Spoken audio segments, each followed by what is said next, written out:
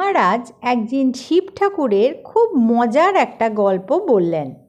শিব তো কোনো কাজ করে না, খালি গাঁজা খান আর বসে থাকেন। পার্বতী বললেন, তুমি কোনো কাজ না করে বসে থাকলে কি করে হবে? খেতে তো হবে, কিছু করো। শিব বললেন, তাই তো, কি করব? পার্বতী বললেন, তোমার ওই ধুমসোর ষাঁড়টা রয়েছে, ওটাকে কাজে লাগাও। শিব তখন ওকে নিয়ে মাঠে গেলেন। কার্তিক তো খুব কর্মঠ, সে একটা কাঠের নাঙল তৈরি করে দিল।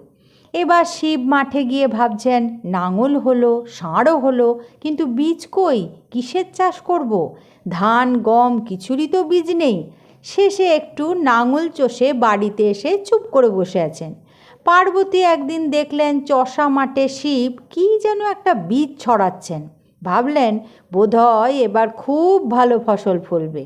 ও মা, কিছুদিন বাদে গিয়ে দেখেন সারা জমি ভর্তি করে শুধু ভাং গাছ হয়েছে।